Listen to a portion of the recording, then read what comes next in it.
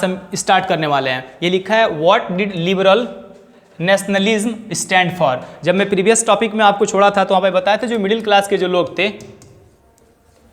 Visible है sir, ये जो मिडिल क्लास के जो लोग थे, यही मिडिल क्लास के लोग हमारे लिबरल कहलाएं, उदारवादी कहलाएं, लिबरल कहलाएं। और ये करते क्या थे, ये क्या चाहते थे, ये बेसिकली चाहते थे हमारी सोसाइटी में जो मोनार्कियल सिस्टम है, मोनार्कियल सिस्टम को ओवरथ्रोन किया जाए, उखाड़ के फेंक दिया जाए और उसके बाद से समाज में इक्वालिटी आए, कोई एक यूनिफॉर्म लॉ बने और उसके अकॉर्डिंग रूल किया जाए और कोई भी इंसान टॉर्चर न किया जाए। ना ही वो फ्यूडल सिस्टम को सपोर्ट करते थे, ना ही वो सर्फडम को सपोर्ट करते थे। यही मिडिल क्लास के लोग को हम लिबरल कहे बाद में चल के। तो ये जो लिबरल लोग थे, नेशनलिज्म को जो सपोर्ट करते थे, स्टैंड फॉर, उनका क्या क्या स्टैंड था, कोई सोशल पॉलिटिकल जो भी इश्यूज थे कंटेम्प्रेरी टाइम में, उनमें उनका क्या स्टैंड था, क्या सोचते थे, इसमें हम देखते हैं, आपको बताते हैं।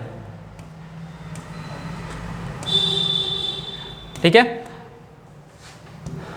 देखिए, the term liberalism derives from the Latin root liber meaning free. ये जो टर्म आया है, जो वर्ड आया है, ये लैटिन वर्ड से आया है जिसका मतलब होता है फ्री, मतलब आज़ादी, आज़ाद होना। ठीक है, for new middle classes liberalism stood for freedom for the individual and equality before the law. We have already discuss, मैं पहले भी डिस्कस कर चुका हूँ। ये जो लिबरलिज्म थे, ये किसको सपोर्ट करते थे, लिबर्टी को सपोर्ट करते थे और उसके साथ साथ ऐसा लॉ चाहते थे जो इक्वली सबके लिए वर्क कर सके। हम पहले डिस्कस कर चुके हैं। इट इम्फेसाइज, वही liberal emphasise the concept of government by consent, constitution and the representatives government through the parliament. और ये जो लिबरलिज्म थे, ये चाहते थे एक गवर्नमेंट बने और जो गवर्नमेंट होगा वो by consent to everyone of their country, of their nation state. मतलब जो सरकार बनेगी उस देश, उस रीजन में रहने वाले लोगों के कंप्लीट कंसेंट से, मतलब सर्वसम्मति से, सारे लोग जब सहमत हो जाएंगे, सारे लोग उसको इक्वली इलेक्ट करेंगे, उसके माध्यम से जो गवर्नमेंट बनेगी वही हम पे रूल करेगी। और एक पार्लियामेंट होना चाहिए, जो लिबरल का मानना था, एक पार्लियामेंट होना चाहिए। वही आज का जो डेमोक्रेसी है, आज का जो पार्लियामेंट्री, खासकर अगर इंडिया के कॉन्टेक्स्ट में बात करें तो इंडिया में जैसे हमारे यहाँ पार्लियामेंट है, संसद के नाम से जाने जाते हैं हम लोग, हम उसे जानते हैं, लोकसभा है, राज्यसभा है और प्रेसिडेंट हमारे उस पार्लियामेंट के पार्ट हैं। तो वैसे ये जो लिबरलिज्म थे ना, वो चाहते थे सब कोई फ्री हो भाई, किसी के साथ कोई भेदभाव ना हो, कोई गुलामी की जिंदगी ना जिए, किसी के साथ सर्फडम वाला सिस्टम बिहेव ना किया जाए और साथ साथ उनके लिए इक्वल लॉ हो, सबके लिए लॉ इक्वल होना चाहिए, मतलब लॉ में कोई भेदभाव नहीं होना चाहिए और साथ साथ पार्लियामेंट होना चाहिए, कॉन्स्टिट्यूशन होना चाहिए। ये सब लिबरलिज्म सपोर्ट करते थे, वो स्टैंड फॉर, मतलब उसी के साथ उनका समर्थन यही था। ठीक है, अब आते हैं नेक्स्ट। ये क्वेश्चन कई बार आ चुके हैं और आगे आने की भी संभावना ज़्यादा है, तो देखते हैं आगे नेक्स्ट। हिस्ट्री ऑफ लिबरलिज्म, और जो लिबरलिज्म थे इनके इतिहास को संक्षिप्त में, ब्रीफ में इनकी हिस्ट्री को देख लेते हैं लिबरलिज्म की। इनकी हिस्ट्री को लेकर क्या लिखा है, history of the liberalism. History of liberalism देखिए, the political liberalism and the economic liberalism, यानी जो लिबरलिज्म थे, जो equality before the law, liberty और फ्रीडम को जो सपोर्ट करते थे, उनका दो व्यूज था। किस चीज़ में लिबर्टी चाहते थे, किस चीज़ में फ्रीडम चाहते थे।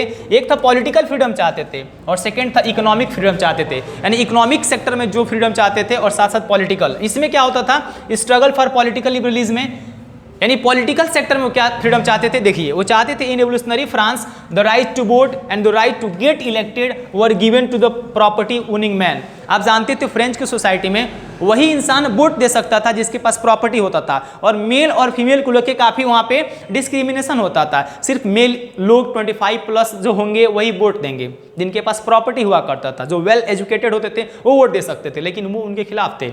लिबरलिज्म वाले कहते थे नहीं भाई, वोट सब कोई देगा, वोट सब कोई देगा, बशर्ते उसके साथ कोई भेदभाव नहीं होगा, प्रॉपर्टी ओनिंग, प्रॉपर्टी नहीं ओनिंग कोई मतलब नहीं है, वोट सबको देना चाहिए। Men without property and women were excluded from the right to vote. वही बोल रहा है फ्रेंच की सोसाइटी में जिसके पास प्रॉपर्टी नहीं होता था, जिस मेन या वुमेन के पास हो, तो वैसे ही वोट नहीं दे सकते थे। Under Jacobins for a brief period all men got to right to vote. लेकिन ये जब आप जानते हैं 1789 में जो रिवोल्ट हुआ, 1789 में रिवोल्ट होकर जो गवर्नमेंट बनी, तो वो जो जैकोबिन क्लब बने थे, सब आप जानते हैं, वो सब रिवोल्यूशनरीज थे, रेडिकलिज्म वाले इंसान थे, रेडिकल विचारधारा के लोग थे। उन्होंने क्या कहा, वो कहा भाई जो वोट देने का जो अधिकार है ना, सारे लोग को इक्वल होना चाहिए। फिर भी वो फीमेल को भी सपोर्ट वो भी नहीं करते थे, मतलब उनके पास उतना लिबर्टी नहीं था। तो ये पॉलिटिकल लिबरलिज्म में यही है। नेक्स्ट आगे देखते हैं और आगे जो पॉइंट है इसमें डिस्कस कर लेते हैं। पॉलिटिकल लिबरलिज्म में लिखा है during the Napoleon's rule women were reduce to the status of passive citizens. लेकिन वही जब नेपोलियन का टाइम आया तो जो महिलाओं को, फीमेल को जो वोट देने का अधिकार था, reduce to the status of the passive citizen. Active citizen, passive citizen, आप 9th के जब पढ़े होंगे तो मालूम होगा, वो इंसान जो 25 प्लस होगा, वेल एजुकेटेड होगा, अधिक से अधिक वेल्थ रखता होगा, प्रॉपर्टीड मैन या वुमेन होगा, वही वोट दे सकता होगा। इस कंसेप्ट को इसने क्या कर दिया, रिड्यूस कर दिया, खत्म कर दिया, हटा दिया। Throughout the 19th and early 20th century women and non propertied man organise movements demanding right to vote and equal political rights. Finally in 1946 that women in the France won the right to the vote. ये question कई बार आया है। Finally France की जो female थी, right to vote कब उनको फाइनली वोट देने का अधिकार कब मिला, तो देखिए उनको राइट टू वोट फाइनली 1946 मिला। कई बार क्वेश्चन आया है 1946 में, एमसीक्यूज में 1 मार्क्स में क्वेश्चन आया है, उनको फाइनली वोट देने का अधिकार कब मिला। तो वो लड़ाई तब से लड़ी और फाइनली उनको 1946 में उनको जस्टिस मिला।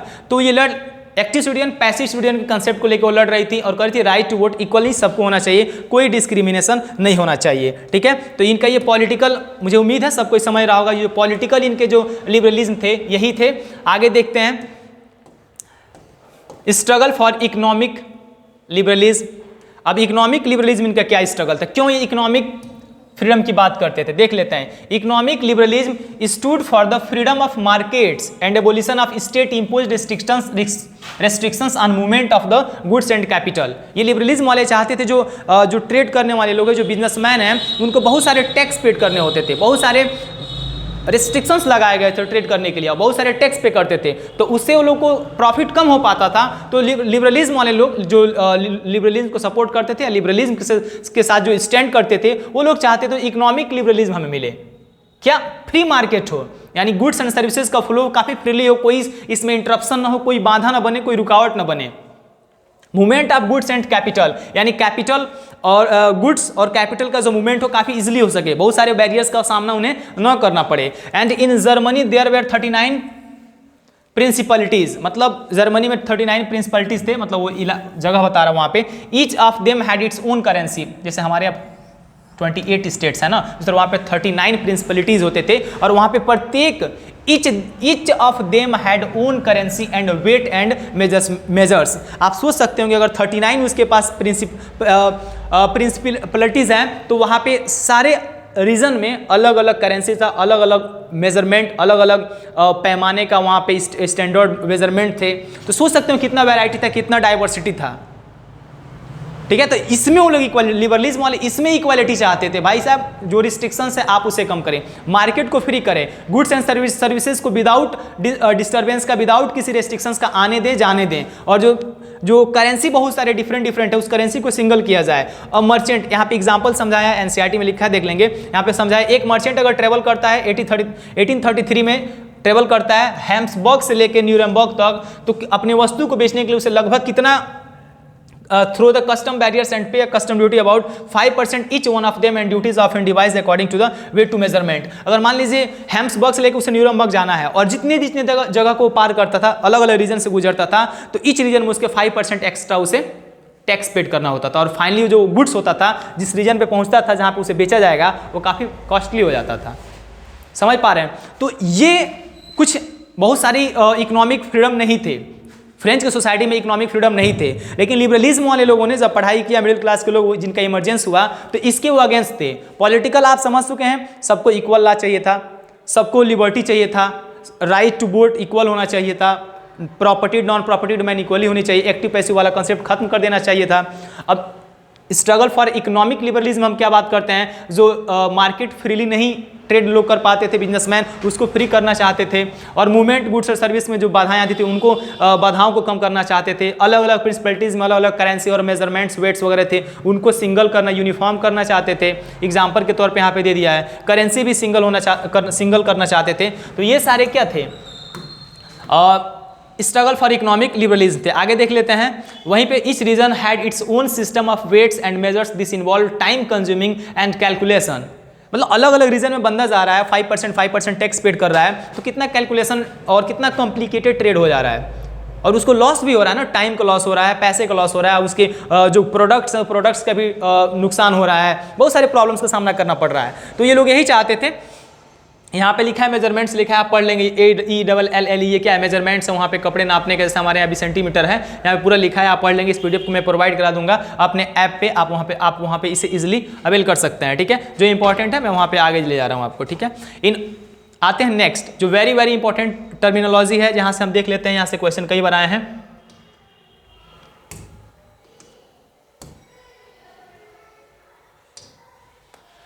इन 1834 अ कस्टम्स यूनियन और अ जुलवरीन, क्वेश्चन है ये जुलवरीन कौन थे, ये कस्टम्स यूनियंस थे, ठीक है। ट्रेड करने वाले लोग का अपना एक यूनियन था, अपना एक ग्रुप था, उन्हीं को जुलवरीन बोला जाता था। Was formed at the इनिशियन of the Prussia and joined by the most of the German states. Starting 1834 में बना था, बहुत सारे लोग इसमें ज्वाइन कर लिए, उन्हीं लोगों का ग्रुप था जो ट्रेड में हमेशा रहते थे। आते next, this union abolished tariff barriers and reduced the number of currencies from over 30 to 2। मतलब ये जो जुलवरीन थे, जो कस्टम्स यूनियन जो बने थे, इन्होंने क्या किया, जो 30 करेंसी अलग अलग रीजन में, यूरोप के अलग अलग रीजन में जो 30 करेंसी चलता था, उस 30 करेंसी से मिनिमाइज करके वो 2 करेंसी कर दिए। अब आप ही बताइए, अगर एक देश में रह रहे हैं, 28 स्टेट्स है, तो अगर अलग अलग स्टेट्स में अलग अलग करेंसी हो, अलग अलग मेजरमेंट, अगर वेट्स के अलग अलग हो, तो गुड्स और सर्विसेज का जो फ्लो होगा कितना कॉम्प्लिकेटेड होगा, कितना टाइम कंज्यूमिंग होगा। तो इन्होंने सबसे पहले क्या किया, यहाँ पे 30 to 2 30 करेंसी से लेकर 2 करेंसी कर दिया। Development of a railway was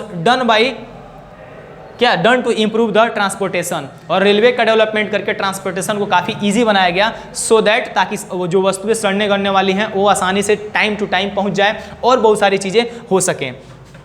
ये लिबरलिज्म थे जो इकोनॉमिक लिबरलिज्म को चाहते थे। अब आते हैं जो कंजर्वेटिव्स। देखिए मैं आपको बेसिकली समझा दे रहा हूँ, 9th में भी ये चीज़ें आप पढ़े होंगे। जो विचारधारा थी यूरोप के, उस विचारधारा में लगभग 3 टाइप के लोग हुआ करते थे। एक थे कंजर्वेटिव, ठीक है, कंजर्वेटिव जो रूढ़िवादी विचारधारा वाले होते हैं, पुरानी सिस्टम को, पुरानी चीज़ों को ज़्यादा एक्सेप्ट करते हैं, नई चीज़ों के कम एक्सेप्ट करते हैं, ये थे कंजर्वेटिव। उसके बाद आते थे लिबरलिज्म वाले, जो लिबर यानी अभी जो भी डिस्कस हम कर रहे हैं, सोसाइटी में चेंज चाहते थे बट काफ़ी वास्ट लेवल पे, काफ़ी रेडिकल लेवल पे चेंज नहीं चाहते थे। एक थर्ड वाले थे रेडिकल, ये रेडिकल थे, ये क्रांतिकारी विचारधारा वाले थे। ये सोसाइटी में सडन चेंज की बात करते हैं और चाहते हैं सोसाइटी में जो भी हो सडन चेंज हो, और जो हम चाहते हैं उसे मिल जाए, भीख मांगने से, गिड़गिड़ाने से नहीं होगा। ये क्रांतिकारी कह सकते हैं थे। ये वाले लिबरलिस्ट थोड़ा उदार व्यक्ति थे और काफ़ी सोच समझ के स्टेप उठाते थे और कॉन्स्टिट्यूशन के अकॉर्डिंग चलना चाहते थे। इनके लिए कोई कॉन्स्टिट्यूशन नहीं था, डायरेक्ट टू मन में एक्शन कर दो, ठीक है। और ये तो कंजर्वेटिव थे, इनका तो अपना ही अलग नज़रिया था। क्या था, आइए देख लेते हैं इनका नज़रिया क्या था। ये भी काफ़ी यूनिक है, देख लेते हैं। कंजर्वेटिव्स आफ्टर 1815, कहेंगे सर 1815 कंजर्वेटिव आप कहाँ से आ गए। चलिए एक बार और मैं आपको टाइम रिकॉल कर दे रहा हूँ। 1789 में रिवोल्ट हुआ फ्रेंच का, ठीक है। वहाँ से बुर्बो डायनेस्टी का लुइस 16 को हटा के फेंक दिया गया, ओवरथ्रोन कर दिया गया। उसके बाद से जैकोबियन क्लब वाले, रॉबिस्पियर वगैरह आप 9th में पढ़े होंगे, उन्होंने अपने कंट्रोल में कर लिया पूरे सिस्टम को और काफ़ी अच्छा चला, शासन काफ़ी अच्छा चला, ठीक है। लेकिन ये 1798 तक जाते जाते नेपोलियन यहाँ पे आ जाता है और नेपोलियन पूरे फ्रांस के पावर को अपने कंट्रोल में ले लेता है और सीज कर लेता है, और बाद में नेपोलियन जाके तानाशाह बन जाता है, डिक्टेटर बन जाता है। 1797-98 के आसपास कंट्रोल में आता है। तो स्टार्टिंग में लोगों को काफ़ी उम्मीदें बनी होती है। उसके बाद आता है नेपोलियन, 1804 में दिखाई दे रहा होगा शायद, 1804 में नेपोलियनी कोड लाता है, जो हम अभी पिछले क्लास में डिस्कस कर चुके हैं। 1804 में नेपोलियनी कोड लाता है, सिविल कोड लाता है, जो नेपोलियन नहीं लाया था। काफ़ी अच्छे रिफॉर्म्स करता है बट कुछ गलत चीज़ें कर देता है। और 1815 में और 1815 में यही नेपोलियन, बहुत सारे रीजन के राजा, बहुत सारे डायनेस्टीज वाले मिलके नेपोलियन को हरा देते हैं। जैसे 1815 में नेपोलियन हारता है तो फिर से अगेन फ्रांस में वही बुर्बो डायनेस्टी वाला किंग और किंगशिप और मोनार्कियल सिस्टम को इस्टेब्लिश कर दिया जाता है, स्थापित कर दिया जाता है। तो वही स्थापित पुरानी वही धारणाएं चली आ रही हैं। जो लोग जो पीपल थे फ्रेंच, जो 1789 में जो रिवोल्ट किए थे, अगेन 1815 में उसी को इस्टेब्लिश कर दिया गया। आई होप आपको समझ में आ रहा होगा। तो वही कर फिर से कंजर्वेटिव्स आ गए 1815 में, और न्यू कंजर्वेटिव्स पुराने वाले थे बट थोड़े से सुधार के साथ थे। अब उनका थोड़ा सा जो मेंटेलिटी था थोड़ा सा बदल गया था, वो थोड़ा सा अब ज़्यादा रेशनल हो गए थे, बट उतना नहीं जितना लिबरल और जितना रेडिकल थे, बट ये आ गए। अब इसके बारे में देख लेते हैं, देखते हैं ये टॉपिक कितना बड़ा है। चलिए सिर्फ इतना इसको कंप्लीट कर देते हैं, बाकी नेक्स्ट हम कल पढ़ेंगे। चूँकि आज बताना था यूट्यूब पे और अपने चैनल पे विलम्ब हो गया, बाकी बहुत जल्दी इसे खत्म किया जाएगा। लगभग मैं 40% सिलेबस को कवर कर दिया हूँ। आप प्रत्येक वीडियो को ऐप पे जाके देख सकते हैं और हमारे चैनल पे भी अपलोड जल्दी ही कर दिए जाएंगे। तो आते हैं यहाँ पे देखते हैं ये कौन थे कंजर्वेटिव्स, ठीक है। उसके बाद नेक्स्ट डिस्कस करेंगे अगले क्लास में, या संडे को 3-4 घंटे का मैराथन एक ही बार ले लेंगे, नहीं। Opposing to change and innovation is called conservatism. रूढ़िवादी धारणाएं लोग, मतलब ऐसे लोग, पुराने ज़माने के बहुत सारे लोग गांव में आप देखेंगे अभी होंगे, वो पुरानी धारणाएं चली आ रही हैं उसको काफ़ी मतलब बाय हार्ट उसे फॉलो करते हैं, लॉजिक नहीं लगाते हैं। सब बेसिकली आप जानते होंगे, अगर आप बाइक से जा रहे हैं, 4 व्हीलर से जा रहे हैं, बिल्ली रास्ता काट दी तो लोग वहाँ पे स्टॉप हो जाते हैं, उनको लगता है ऐसा अनहोनी होगा, अशुभ होगा, हमारी जर्नी अच्छी नहीं होगी, ऐसा वो मेंटलिटी उनकी बन जाती है और रुक जाते हैं। एक कंजर्वेटिव थॉट कह सकते हैं। बहुत सारी सोसाइटी में है अलग अलग परंपराएं जो लाखों हज़ारों साल से चली आ रही, उसको फॉलो करते हैं, ठीक है। मैं किसी के बिलीफ के साथ मैं कुछ बोल नहीं रहा हूँ, ना किसी को मैं चोट पहुँचा रहा हूँ, ना मेरे किसी की भावनाओं को चोट पहुँचाने का मेरा अधिकार है, बट समझा रहे हैं।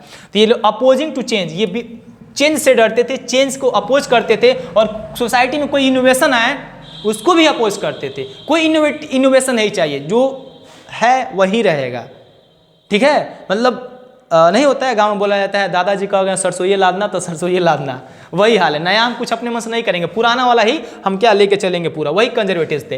कंजर्वेटिव्स गवर्नमेंट सेटअप इन 1815 वर ऑटोक्रेटिक, वही राजशाही व्यवस्था। They did not tolerate the criticism and put down the activities that question the supremacy. और जो इस ऑटोक्रेटिक जब 1815 में वो बन गए, अपने पावर को इस्टेब्लिश कर दिए, तो जो इनके सिस्टम को अपोज कर रहा था उनको खत्म कर दे रहे थे, उनके साथ पूरे के पूरे उनको तबाह कर दे रहे थे, क्योंकि अपनी सुप्रीमेसी को सबको सिद्ध कराना चाहते थे और बताना चाहते हमारी जो कंजर्वेटिव थॉट है, हमारी जो डायनेस्टीज है, वही सबसे बेस्ट है। After the defeat of Napoleon 1815 में बताया हूं, जब नेपोलियन 1815 में हार जाता है, यूरोपियन गवर्नमेंट्स फॉलोड कंजर्वेटिव्स। हारने के बाद यूरोप के सारे गवर्नमेंट अगेन अलग अलग कंट्री में कंजर्वेटिव वाला विचारधारा, वही डायनेस्टी सिस्टम आ जाता है, वही किंगशिप मोनार्कियल सिस्टम आ जाता है। They were of opinion that the monarchy, the church, social hierarchies, differences should be preserved।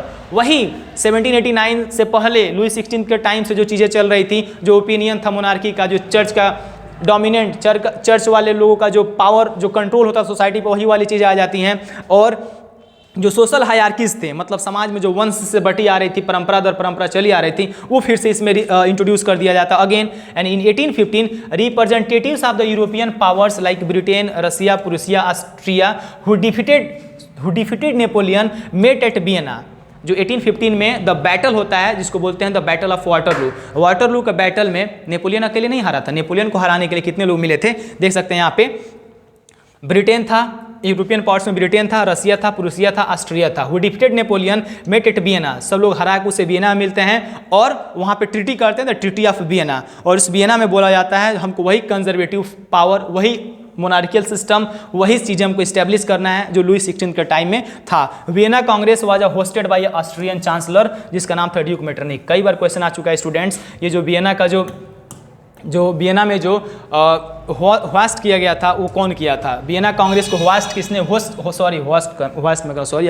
जो होस्टेड किया गया था वो ऑस्ट्रिया का जो चांसलर था, राजकुमार था या चांसलर बोल सकते हैं, उसका नाम था ड्यूक मेटरनिक। कई बार एमसीक्यू आया बोर्ड में, इस बार भी मे भी चांसेस बन जाए आने का। तो जो मैं बोल रहा हूँ काफ़ी इंपॉर्टेंट है, उसे आप अंडर एस्टिमेट नहीं करेंगे और लाइटली नहीं लेंगे।